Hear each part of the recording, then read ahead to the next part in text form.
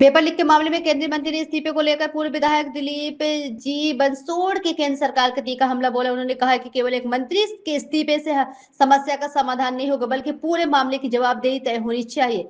दिलीप बंसोड़ ने कहा कि पेपर लीक की घटनाओं ने देश भर में लाखों विद्यार्थियों का भविष्य प्रभावित किया। उन्होंने सवाल उठाते हुए कहा कि प्रधानमंत्री नरेंद्र मोदी ने अब इस गंभीर मुद्दे पर पत्रकार के सामने आकर खुलकर जवाब क्यों नहीं दिया। उनका आरोप था कि प्रधानमंत्री मीडिया के सवालों से बच रहे हैं और जनता के सामने अपनी बात रखने में परहेज कर रहे हैं। उन्होंने कहा है कि पेपर लीक जैसी घटनाएं लंबे समय से सामने आ रही हैं और इसकी नैतिक जिम्मेदारी केंद्र सरकार की है। बंसोड़ ने कहा है कि केवल संबंधित मंत्री का इस्तीफा पर्याप्त नहीं है, बल्कि इस पूरे प्रकरण की जिम्मेदारी स्वीकार करते हुए प्रधानमंत्री नरेंद्र मोदी को भी नैतिक आधार पर इस्तीफा देना होगा। पूर्व विधायक ने मांग की है कि पेपर लीक मामले की निष्पक्ष जांच कर दोषियों के खिलाफ कड़ी कार्रवाई की जाएगी, ताकि भविष्य में विद्यार्थियों के साथ ऐसा अन्याय दोबारा ना हो। आम्ही माननीय माजी आमदार बनसोड सर यांच्याशी मुलाखतीसाठी आलो। बनसोड सर, पेपर फुटीबद्दल काय बोलाल? पेपर फुटीनंतर आता जे राजीनामा झालाय या विषयावर आपले काय म्हणणं आहे? सविस्तर काही वेगळा विषय आहे का? बघा, पेपर फुटीचा प्रकरण हा पूर्ण देशपातळीवर गाजला, त्याच्यामुळे केंद्रातल्या मंत्र्याला राजीनामा द्यावा लागला। परंतु हे राजीनामा दिल्यानं काही प्रश्न सुटला असं समजू नका। मला पहिला प्रश्न असं विचारायचा आहे की भारताचे पंतप्रधान यांनी तुमच्या पत्रकारांच्या सोबत किती वेळेस पत्रकार परिषद घेऊन जनतेच्या समोर आपले म्हणणे मांडले, हा महत्त्वाचा प्रश्न आहे। आतापर्यंतच्या कालखंडामध्ये कधीच पंतप्रधान या बाबतीमध्ये पत्रकारांशी बोललेला नाही। परवाला त्यांची एक व्हिडिओ पाहिला, ते दाढी वाढलेली होती, चेहरा दबलेला होता आणि ते स्वतःच आपलं सांगायचे कि मेरे को बहुत दुख होता है, बच्चों का ये था, ये पेपर फुटी होना नहीं चाहिए, इसके लिए मैं खुद करूँगा। पण त्यांनी पत्रकारांच्या समोर येऊन का नाही बोलले? का पत्रकारांना घाबरतात? हा महत्त्वाचा प्रश्न आहे। आणि म्हणून जो माणूस, तुम्हाला असं म्हणणं आहे का पत्रकारांच्या प्रश्नांपासून मोदी पडवाट काढताय? नाही, माझ्या मनामध्ये तर असं वाटते की मोदी पत्रकार आणि जनतेच्या समोर येण्यासाठी घाबरतो आहे आणि त्याला कुठल्याही प्रकारचे जे काही सरकारचे अपयशाचे कारण आहेत ते समोर येऊ द्यायचे नाहीत, ही त्याची भूमिका आहे। आणि म्हणून तो पत्रकारांना ते काही बोलवत नाही। राहिला दुसरा प्रश्न पेपर फुटीच्या संदर्भात, प्रधान नावाच्या मंत्र्याचा राजीनामा घेऊन प्रश्न सुटला नाही ना। कारण या ठिकाणी इतक्या दिवसापासून, वर्षापासून जे पेपर फुटीचे प्रकरण चालू आहे, याला सर्वस्वी जबाबदार केंद्रातील प्रमुख म्हणून नरेंद्र मोदीच आहेत। म्हणून नरेंद्र मोदींनी राजीनामा द्यावा, नरेंद्र मोदींनी राजीनामा देऊन सरकार बरखास्त करावी, दुसरा पंतप्रधान करावा। पण नरेंद्र मोदी आता नैतिकतेच्या आधारावर राहिले नाहीत। आणि दुसरी गोष्ट, अनेक सोशल मीडियावर बघतो चिल्लरगिरी होऊन गेलेली आहे, त्याच्या बाबतीमध्ये वाटेल तशा पद्धतीचे कॉमेंट्स येत आहेत। आणि म्हणून विद्यार्थ्यांचा हा प्रश्न याच्यावर सुटला अशातला नाही। अजूनही बरेच प्रकरण आहेत। रोज आता आज एका मुलीने आत्महत्या केली, तिला नीटच्या परीक्षेमध्ये कमी गुण मिळाल्यामुळे, त्याला जबाबदार कोण? जे 22 मुलांनी आत्महत्या केली नीटच्या पेपरच्यासाठी, त्या 22 मुलांच्या आई वडिलांची जबाबदारी कोण घेणार? त्यांचे मुलं प्रधान आणून देणार आहेत का?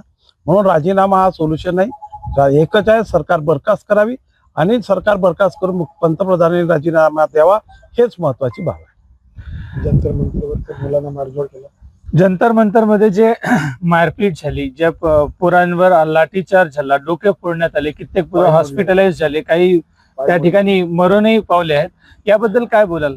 बघा, राजनाथ सिंगाकडे आणि गृहमंत्री अमित शहा, आता राजनाथ सिंगांनी की नाही त्याच्यामध्ये त्यांनी राजीनामा याच्यासाठी द्यावा। राजनाथ सिंगांनी देशाचं सैनिक बल जो सीमेवर आहे त्याने या मोर्चामध्ये या तरुण मुलांना समर्थन दिलेलं आहे। आणि म्हणून सरकारवर आता सैनिकांचा सुद्धा विश्वास राहिलेला नाही। म्हणून राजनाथ सिंगाची एक जबाबदारी आहे। आणि पोलिसनी ज्या पद्धतीनं लाठी हल्ले केले, त्यांनी गनचा वापर केला, त्यांनी काही मुलांचे डोळे फोडून टाकले, काही मुलं अपायी झाले, याला गृहमंत्र्यांनी आदेश केला होता का?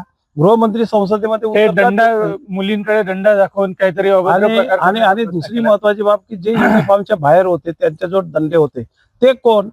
ते भारतीय जनता पार्टीने पाठवलेले गुंडे होते का? हा महत्वाचा प्रश्न निर्माण होतो।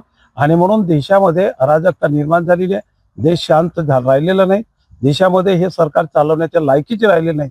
आणि म्हणून या लोकांनी राजीनामा द्यावा आणि सरकार बरखास्त करावी। आता जे पेट्रोल आणि इथेनॉलचे केस चालू आहे त्याबद्दल तुम्ही काय बोलाल? बघा, माझ्याकडे माझ्या गावचाच एक मुलगा ठाणे गावचा आला होता, त्याच्या मोटरसायकल मध्ये पाणी घुसला आहे असं म्हणे। मी पेट्रोल पंपवाल्याला विचारलं होतं, म्हणजे बाबा जो पेट्रोल येते तोच आहे. त्यानं बाहेर काढून दाखवलं, त्याच्यामध्ये सुद्धा इथेनॉलचा पाणी दिसून आला. आता याच्यामुळे गाड्या चांगल्या होतात अशा पद्धतीचं गडकरी जर म्हणत असेल तर गडकरी सारख्या एका चांगल्या मंत्र्याला जे लोक आम्ही आतापर्यंत समजत होतो की गडकरी सारखा हुशार आणि काम करणारा कर्तव्यदक्ष मंत्री, परंतु त्यानं या पद्धतीचा मंत्रालयामध्ये आपल्या पदाचा उपयोग करून इथेनॉल सारखा बोगस त्या ठिकाणी ऑइल वापर करून त्याचा पैसा लुबाडण्याचं काम खऱ्या अर्थानं गडकरीने केलं. आणि म्हणून हा इथेनॉल चुकीचा आहे आणि गडकरीवरही ही जबाबदारी होतो. आता येणाऱ्या दिवसामध्ये तुम्हाला दिसेल गडकरीच्या बाबतीमध्ये काय काय लोकांच्या चर्चा होतात.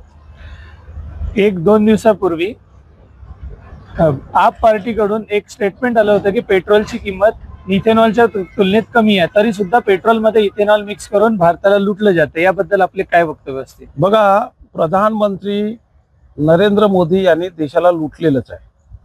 ह्या निवड इथेनॉलमध्येच नाही, अनेकही ठिकाणी लुटण्याचं कारण मला सांगा. यात सीमेवर जे काही नाके आहेत ते नाक्यावरचं लागणारा पैसा, टोल, तो सुद्धा मोठ्या प्रमाणामध्ये घेतला जातो. कशासाठी घेतला जातो? आणि इथेनॉलचा उपयोग केल्याच्या नंतर इथेनॉलच्या बरोबर टाकल्यामुळे पेट्रोलची किंमत कमी झाली पाहिजे, ही महत्वाची बाब आहे. पण त्याच्यामध्ये कुठलाही कमी करून क्रूड ऑइलची किमती सातत्यानं घसरत आहे, तरी सुद्धा पेट्रोल कमी होत नाहीये. याबद्दल आपण मुद्दा कसा आहे, या बाबतीमध्ये प्रधानमंत्र्याची भूमिका स्पष्ट आहे. हा सगळा मोठा करायचा आहे. अदानीला, अंबानीला, मोठ्या व्यापाऱ्यांना त्यांचे कर्जमाफी करायची, त्या लोकांना जे काही सरकारकडून रिलीफ द्यायचे आहे त्याच्यासाठी ही पैशाची व्यवस्था करण्याच्यासाठी सर्वसामान्य लोकांना भूदंड सादर करत आहे. मी या ठिकाणी भारत न्यूज 24 सोबत जागेंद्र आगासे, तिरोडा. चला.